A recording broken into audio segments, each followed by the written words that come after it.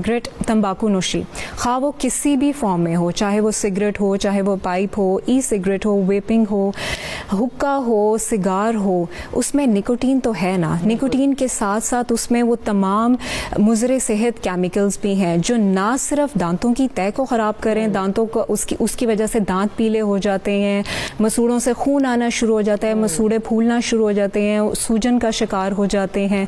साथ ही साथ जो है दांतों की जो हिफाजती तय है वो भी ख़राब होना शुरू हो जाती है, बैक्टीरियल इन्फेक्शन के चांसेस बहुत ज़्यादा बढ़ जाते हैं, मसूड़ों की रंगत भी तब्दील हो जाती है। आपने देखा होगा जो स्मोकर्स होते हैं उनके मसूड़ों का जो रंग है जो कि नॉर्मल एक पिंक कलर होना चाहिए वो नहीं होता, उनके बहुत ज़्यादा ब्लैक हो चुके होते हैं। रीज़न ये होता है कि ब्लड सप्लाई स्मोकर्स की बहुत ज़्यादा कॉम्प्रोमाइज़ हो जाती है।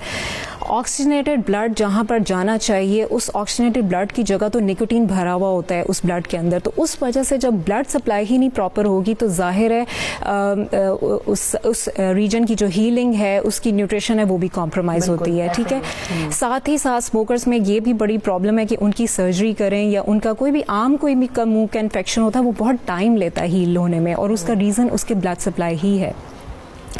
इसके अलावा उनका स्मोकर्स के साथ ये भी मसला होता है कि उनका मुंह का जायका बहुत तब्दील हो जाता है, उन्हें आम तौर पे आसानी के साथ जायका महसूस नहीं होता, जिसकी वजह से जो ज़्यादा मसालेदार अशिया है उसका इस्तेमाल बढ़ जाता है। ठीक है, जो और नुकसानदेह है।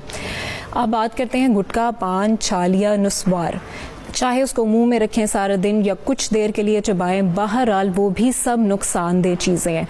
दांतों का इनामल उससे ख़राब होता है, उसके ऊपर क्रैक्स पड़ते हैं। ठीक है, और मुंह खुश्क रहना शुरू हो जाता है, मुंह से बदबू आना शुरू हो जाती है, दांत जो है वो लाल पीले होना शुरू हो जाते हैं, और साथ ही साथ मुंह में छाले बनना शुरू हो जाते हैं। बैक्टीरियल इन्फेक्शंस के ज़्यादा चांसेस हो जाते हैं।